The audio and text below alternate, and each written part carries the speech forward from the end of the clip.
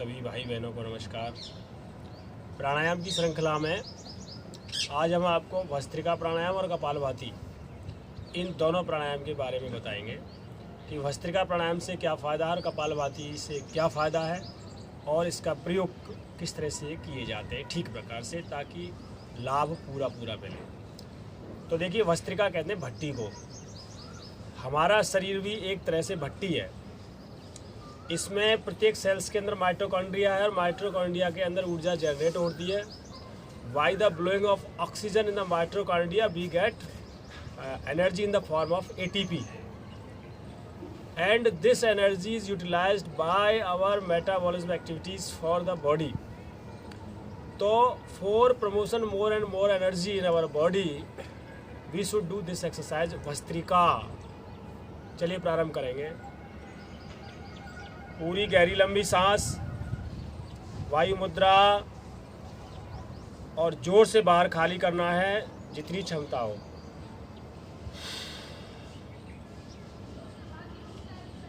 इसमें होता क्या है, करने वाले सब करते हैं, लेकिन करने का थोड़ा प्रोसीजर ठीक से किया जाए तो लाभ ज़्यादा मिलता है। देखिए, इसमें हम जब सांस को अंदर भरते हैं तो 3 सेकंड या 5 सेकंड तक अंदर रोकते हैं। ऐसे ही खाली करते हैं तो बाहर ही रोकते हैं। यानी कि जब हम अंदर भरेंगे तो ये अंतः कुंभक होगा। अंतः कुंभक की पोजीशन में आप 3 सेकंड कम से कम रुकिए और बाह्य कुंभक की पोजीशन में भी आप 2-3 सेकंड रुकिए। अगर ज़्यादा देर तक रुक सकते हैं, 10 सेकंड, 5 सेकंड, 15 सेकंड, तो और अच्छी बात है। ऐसे ही ज़्यादा देर तक बाहर खाली करके आप रह सकते हैं तो उसमें ध्यान का समाधान भी हो जाएगा। यानी ध्यान भी आपका साथ साथ लगने लगेगा और ध्यान के साथ प्राणायाम करने से लाभ कई गुना बढ़ जाते हैं। वायु मुद्रा बहुत धीरे से, अंतः कुंभक हो गया। कोई तनाव नहीं होना चाहिए बॉडी पर।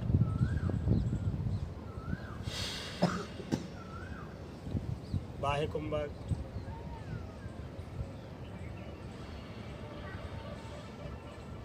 अंतः कुंभक,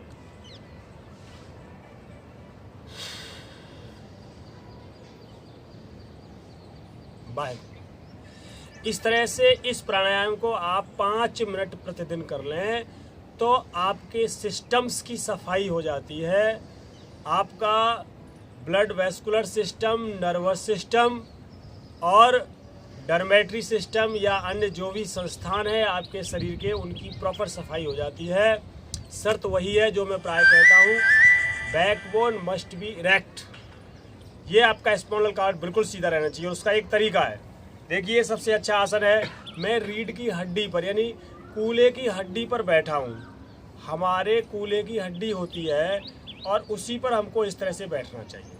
अगर रीढ़ की हड्डी सीधी है तो आधे से ज़्यादा आपके शरीर का समाधान हो गया, क्योंकि सारी नर्व्स या ब्लड वेसल्स और वो रीढ़ से ही प्रारंभ होते हैं और वहीं से हमारा इलाज है और वहीं से बीमारी शुरू।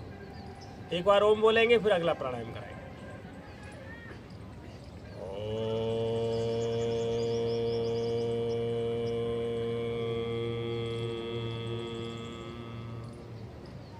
अगला प्राणायाम है कपालभाति। कपाल कहते हैं मस्तिष्क को, इस माथे को, भाति कहते हैं चमकना। और चमकेगा कब? जब आके प्राण और अपान के बीच में जो समान प्राण है ना, और समान प्राण क्या करता है, ये अग्नि को प्रज्वलित करता है। ये हमारा जो मणिपुर चक्र है, इसको अग्नि तत्व यहाँ प्रभावी है, यानी यहाँ अग्नि तत्व सबसे ज़्यादा है। सबसे नीचे मूलाधार चक्र में तो है पृथ्वी तत्व, उससे ऊपर स्वादिष्टान चक्र में है जल तत्व, और मणिपुर चक्र में है क्या है, अग्नि तत्व। तो उस अग्नि तत्व को बढ़ाने से आपके शरीर में जो अग्नि की कमजोरी की वजह से अग्निमांद रोग हो जाता है, या डाइजेशन ठीक से नहीं हो पाता, भोजन पच नहीं पाता, आम बनता है, वो आम पूरे शरीर में व्यापक होकर के बहुत सारे रोगों को पैदा करता है। इसको मॉर्बिड मैटर कहते हैं। और प्राकृतिक चिकित्सा शास्त्र के अनुसार यही सभी प्रकार की बीमारियों को उत्पन्न करने का कारण है मॉर्बिड मैटर, जिसको अंग्रेजी में मॉर्बिड मैटर कह दिया। और इसकी वेदों की नहीं, जो वेदों की भाषा में उसको आंव कहते हैं। आंव जो अपच भोज्य पदार्थ है वो बॉडी के प्रत्येक पार्ट में इकट्ठा हो जाता है और वही रोग उत्पन्न करता है। वो हमारे सीक्रेशंस को बंद कर देता है, हमारी बॉडी के जो अंदर सीक्रेशंस होते हैं हार्मोनल डिसऑर्डर पैदा कर देता है और उससे बहुत सारी व्याधियां उत्पन्न हो जाती हैं, चाहे वो आपके श्वसन तंत्र की हों और चाहे वो आपके उत्सर्जन तंत्र की हो, एक्सक्रीजन सिस्टम, पसीना ना निकलना है और पेट साफ ना होना, कब्ज बन जाना, या आपके फेफड़ों में यदि ये जम जाएगा तो आपको टीबी भी उत्पन्न कर देगा। थायराइड ग्लैंड में जम जाएगा तो आपको थायरॉक्सिन हार्मोन्स का रेगुलेशन करने से आपको मेटाबॉलिज्म में प्रॉब्लम होगी और या तो शरीर बहुत मोटा हो जाएगा या पतला हो जाएगा। तो हम प्रारंभ करते हैं अग्नि तत्व को बढ़ाने के लिए कपालभाति। तो देखिए इसमें नाभि क्षेत्र का थोड़ा संकोच करना पड़ता है और दोनों नोस्ट्रिल से सांस को बाहर फेंकना होता है। पहले प्रारंभ करते हैं धीरे धीरे, बहुत कम ऊर्जा के साथ, ताकि आपका शरीर तेजी से करने के लिए तैयार हो जाए। शुरू करेंगे, करो बेटा। ये देखिए यहाँ थोड़ा सा लूज करना है आपको,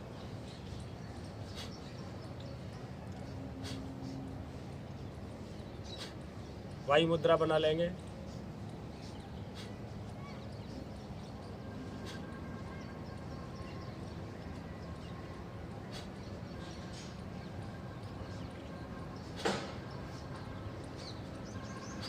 ये स्लो मोशन है, ध्यान आप मणिपुर चक्र पर ही रखें, आंखें बंद रखेंगे तो लाभ ज़्यादा हो।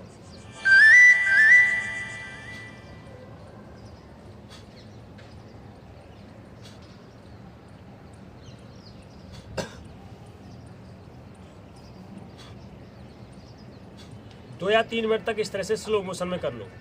अब जिनको वेट लॉस करना है, अपने वजन को कम करना है, यानी कि आपकी सेल्स में जो बहुत ज़्यादा फैट जमा हो गई है उसको जलाना है, तो हमें अपनी भट्टी को, अपनी अग्नि तत्व को ज़्यादा विस्तार देना पड़ेगा, तो उसको फास्ट करना पड़ेगा। अब फास्ट करने का भी तरीका देख लो।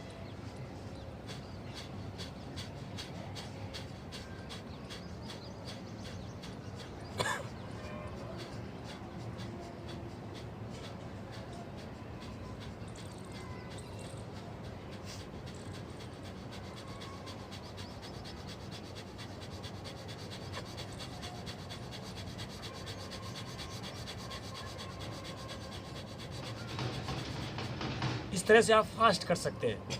आप एक ही मिनट में 100-150 तक आप सांस ले सकते हो, बाहर सांस फेंक सकते हो। ये तेजी से हो गया। अब हम आपको एक और प्राणायाम है, बाह्य प्राणायाम, जो आपके सभी प्राणों को विस्तार देता है, या ये कहिए आपके प्राणों की शक्ति को बढ़ाता है। बाह्य प्राणायाम, एक बार ओम बोलेंगे, उस प्राणायाम को करेंगे। ये 3 प्राणायाम बहुत इम्पोर्टेंट है, इसलिए इसी वीडियो में शामिल कर रहा हूँ।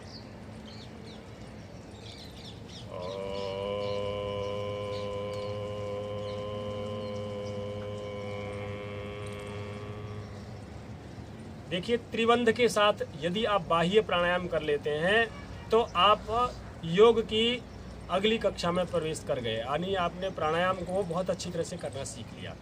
तो करना क्या है आपको ये थोड़ा समझ लो। मेरुदंड बिल्कुल सीधा हो, मुद्रा बायु हो। पहले सांस को अंदर भरेंगे ज़्यादा से ज़्यादा। जब सांस अंदर भर जाए पूरी, तो पूरा खाली करना है, और पूरा खाली करने के बाद भी मैं आपको बताऊंगा, आप करिए। मैंने पूरी सांस को बाहर खाली कर दिया। अब मूल बंद लगा लिया, यानी कि जो आपका एनल रीजन है, गुदा क्षेत्र है, उसको अंदर की ओर संकोच कर लिया इस तरह से। ये मूल बंद है। और मूल बंद के साथ ही उड्डयन बंद, यानी कि एक बंद तो वहाँ वायु का हो गया, दूसरा बंद यहाँ होगा। देखो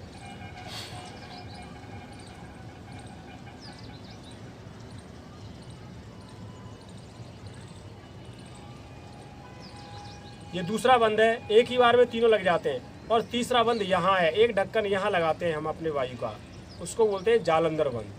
तो मूल बंद, उड्डयन बंद, जालंधर बंद, तीनों को एक साथ देखिए।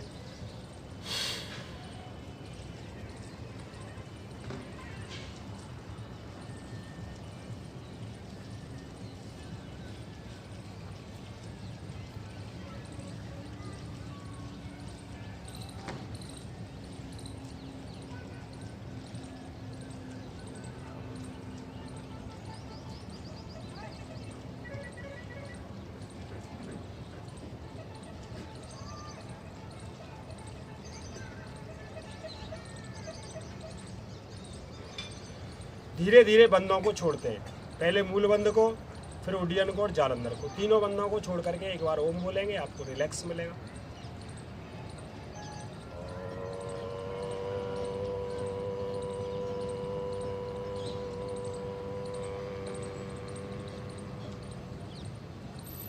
इस बाह्य प्राणायाम को तीनों बंद के साथ यानी त्रिबंध के साथ बाह्य प्राणायाम यदि आप 3 बार से लेकर के और उत्तरोत्तर 11 बार या 21 बार करते हैं तो आपको बहुत ज़्यादा प्राण ऊर्जा का लाभ मिलेगा। और उस प्राण ऊर्जा से आपको क्या मिलेगा, इम्यूनिटी पावर बढ़ेगी, आपकी रोग प्रतिरोधक शक्ति बढ़ जाएगी। कोरोना काल चल रहा है, इसलिए मैं इस वीडियो को और ज़्यादा प्रभावी बनाने के लिए बार बार आपसे कह रहा हूँ कि ये प्राणायाम प्रतिदिन करेंगे तो आपकी प्राणों की शक्ति बन जाएगी।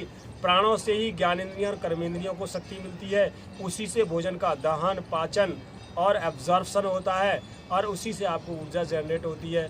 तो आप इस प्राणायाम को करें। एक और प्राणायाम आप देख लीजिए, वो है आपको क्रिया है अग्निसार। इस अग्निसार क्रिया से भी अग्नि को बढ़ाने में मदद मिलती है। तो हम करेंगे क्या, पहले सांस को बाहर निकालेंगे, पूरी सांस को बाहर निकाल करके पेट को थोड़ा ढीला छोड़ेंगे। ये देखिए, सांस अंदर भरो, करो बेटा, बाहर खाली करो।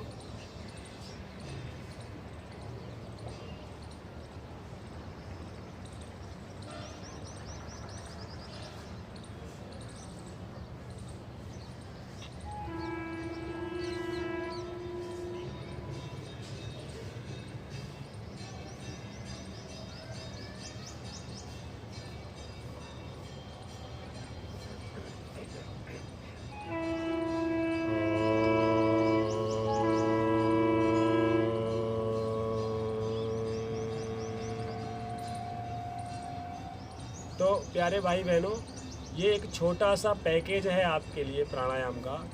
और इस प्राणायाम को यदि आप 15 मिनट तक भी प्रतिदिन कर लेते हैं प्रातः काल खाली पेट, और इसके करने के बाद करीब आधे घंटे तक आपको कुछ भी खाना पीना नहीं है, रिलैक्स करना है, तो ये आपके लिए एक प्रकार का एनर्जी बूस्टर है, आपके ऊर्जा उत्पन्न करने की शक्ति है। और वैसे भी आजकल हमारी भारत सरकार और संपूर्ण विश्व में इन योग प्राणायाम के माध्यम से ही जीवन को बचाए रखने के लिए हम लोगों को प्रयत्न करना चाहिए, क्योंकि अन्य दवाइयाँ एक प्रकार की बीमारियाँ पैदा करती हैं, पैसा खर्च होता है, और ये तो निःशुल्क दवा है। सुबह वायु का सेवन करेंगे, पवित्र वायु का सेवन करके आपकी ईच एंड एवरी सेल्स को आप रीजनरेट करेंगे, उसको ऑक्सीकरण के